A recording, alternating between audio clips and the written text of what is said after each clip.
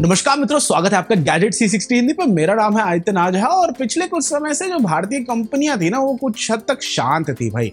भारतीय मार्केट में ऐसी डिवाइसेस नहीं आ रहे थे जो कि भारतीय कंपनियों द्वारा बनाए गए थे, पर स्थिति को लावा जो है वो चेंज करने की कोशिश कर रही है। कंपनी का दावा है कि उनका लेटेस्ट डिवाइस शानदार डिजाइन के साथ तो आता ही है, साथ ही साइज के मामले में अपने सेगमेंट में सबसे बेहतर डिस्प्ले भी लाता है और इसे भारतीय यूजर्स की पसंद को ध्यान में रखकर बनाया गया है। हमारे इस रिव्यू में हम आपको इसकी सारी खूबियों और खामियों के साथ अवगत कराएंगे। मेरा नाम है आदित्य नाझा, यह है गैजेट C60 हिंदी और अगर आप वीडियो को अभी तक देख ही रहे हैं तो भैया चैनल को सब्सक्राइब कर दीजिए, वीडियो को लाइक कर दीजिए। हम जरा इस वीडियो को शुरू करते हैं।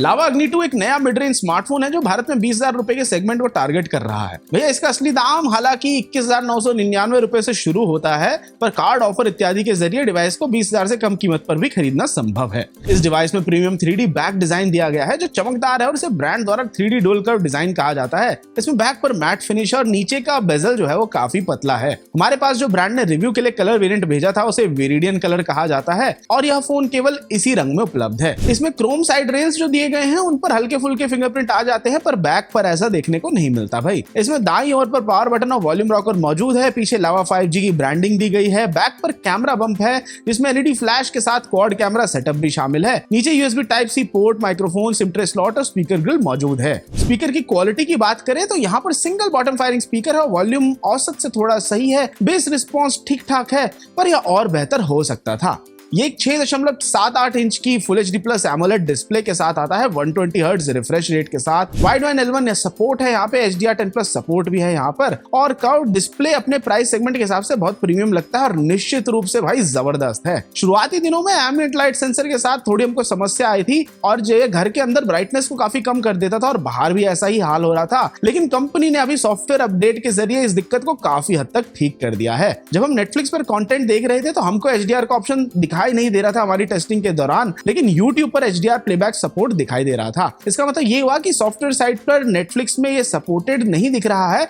परंतु जल्दी इसको अपडेट से ठीक किया जा सकता है। जो ऑलवेज ऑन डिस्प्ले फीचर दिया गया है वो काफी हद तक बढ़िया और सही से काम करता है, परंतु जो एज लाइटिंग फीचर दिया गया है उसमें थोड़े से सुधार की जरूरत है। यह फोन MediaTek के ऑक्टा-कोर Dimensity 7050 5G SoC के साथ आता है और इसे सिंगल 8GB रैम वेरिएंट में लॉन्च किया गया है। Dimensity 7050 चिपसेट कागजी तौर पर यार नया है, लेकिन वास्तव में पिछले साल के MediaTek Dimensity 1080 चिपसेट के समान ही है और दोनों के बीच हार्डवेयर के मामले में कोई ज्यादा अंतर नहीं है। फोन की यूसेज पे स्पीड मेरे को काफी सही लग रही थी और एप्स भी तेजी से लोड हो रहे थे। ट्रांजिशंस जो थे वो काफी हद तक स्मूथ थे और इसमें जो हाई रिफ्रेश रेट डिस्प्ले दिया गया है उसके चलते ओवरऑल डिस्प्ले का अनुभव जो था वो बेहतरीन था।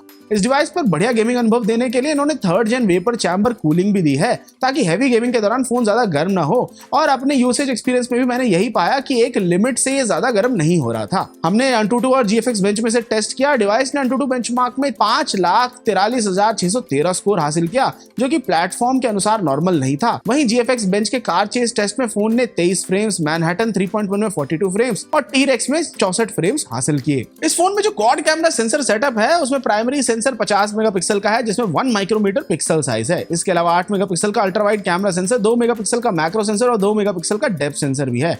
डिवाइस के रियर कैमरा में क्वालिटी दिन और रात दोनों समय में अच्छी थी, लेकिन पोर्ट्रेट मोड में हल्के से एज कटआउट्स में सुधार करने की जरूरत है। फ्रंट कैमरा उतना अच्छा परफॉर्म नहीं कर रहा था। धूप में HDR की जहां जरूरत हो ऐसी जगह पे वो बैकग्राउंड को थोड़ा ज्यादा एक्सपोज करके सफेद कर दे रहा था। पोर्ट्रेट मोड में फ्रंट कैमरा घर के अंदर ठीक ठाक परफॉर्म कर रहा था। कम रोशनी में लिए गए फोटो सही थे, परंतु फ्रंट कैमरा में कम रोशनी में क्वालिटी में थोड़ी सी कमी देखने को मिल रही थी। चलते वक्त वीडियो जो थे वो शेकी से थे। EIS में अभी सॉफ्टवेयर लेवल पे सुधार किया जा सकता है, परंतु अभी ये ठीक ठाक है, उतना भी बढ़िया नहीं है। फ्रंट एवं बैक दोनों ही कैमरा से कैप्चर किए गए फुटेज शेकी से लग रहे थे और दिन के समय में वीडियो में डिटेल्स बहुत हद तक अच्छी थी और रात में शार्पनेस में थोड़ी सी कमी देखने को मिली हमें। जो लावा अग्नि 2 है इसमें 4700 mAh की बैटरी है और ये 66 वॉट के चार्जर के साथ आता है। ब्रांड का दावा है कि आप इस डिवाइस को 16 मिनट से भी कम समय में 50% तक चार्ज कर सकते हैं और हमारे HD वीडियो लूप टेस्ट में यह 19 घंटे और 5 मिनट तक चला, जो कि काफी प्रशंसनीय परफॉर्मेंस है। 5G के साथ गेमिंग करने पर हमने पाया कि बैटरी थोड़ा ज्यादा तेजी से ड्रेन हो रही थी, परंतु यह स्थिति अभी ज्यादातर 5G फोन्स में देखने को मिल जाती है। यह स्मार्टफोन एंड्रॉइड 13 पर चलता है। इसके 8 GB रैम कैपेसिटी को वर्चुअल फंक्शन द्वारा 16 GB रैम तक बढ़ाया जा सकता है और यहाँ पर 256 GB इंटरनल स्टोरेज दी गई है, जिसकी रीड स्पीड 874 मेगाबाइट प्रति सेकंड और राइट स्पीड 245 मेगाबाइट प्रति सेकंड है, जो कि सही है। लावा अपने उपयोगकर्ताओं को एक क्लीन एंड्रॉइड अनुभव देने का वादा कर रहा है भाई, और कहीं भी ब्लोटवेयर ऐप, विज्ञापन या फिर स्पैम नोटिफिकेशंस नहीं थे। इन्होंने एंड्रॉइड 14 और 15 में अपग्रेड करने और 3 साल तक के सिक्योरिटी अपडेट्स देने तक की भी गारंटी दी है।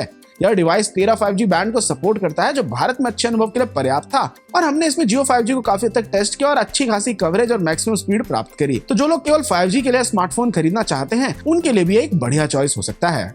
तो दोस्तों, अपनी मौजूदा कीमत पर जो लावा अग्नि 2 5G है ना, वो उन लोगों के लिए एक बढ़िया ऑप्शन है जिनको बहुत ही ज्यादा अंधा पैसा नहीं खर्चना, पर ऑलमोस्ट फ्लैगशिप से थोड़ा सा नीचे लेवल तक की परफॉर्मेंस उनको चाहिए। उनके लिए एक सही ऑप्शन होगा। जो एकदम ही हैवी हार्डकोर कैमरा देख रहे हैं, मे बी उनके लिए उतना बढ़िया ऑप्शन ये ना हो, पर बाकी सारे मामलों में स्मार्टफोन काफी हद तक बढ़िया है। 20 से 21 हजार की कीमत पर इस फोन की सीधी टक्कर iQOO Z7S से हो रही है और OnePlus Nord C3 Lite से भी, और इस दाम पर तीनों ही स्मार्टफोन बढ़िया परफॉर्मेंस देते हैं और बढ़िया ऑप्शंस हैं, पर कैमरा के मामले में ये थोड़ा सा उनसे पीछे हो जाता है। लावा अग्नि 2 5G की अच्छी बात यह है कि इस प्राइस रेंज में जबरदस्त डिस्प्ले के साथ आता है, परंतु उसमें स्टीरियो स्पीकर की कमी है और मल्टीमीडिया लवर्स को यह बात दुखी कर सकती है। अन्य ज्यादातर मामलों में अग्नि 2 5G सेगमेंट लीडिंग फील होता है और किसी नए यूजर के लिए ये एक बढ़िया चॉइस साबित हो सकता है। तो दोस्तों, इस वीडियो के लिए इतना ही। आशा करता हूँ आपको हमारा रिव्यू पसंद आया हो, और अगर आपको पसंद आया तो भैया चैनल को सब्सक्राइब करना ना भूलिए, कमेंट में कुछ बढ़िया बढ़िया छोड़ जाइए, और मैं जल्दी आपसे मिलता हूं अगली वीडियो में।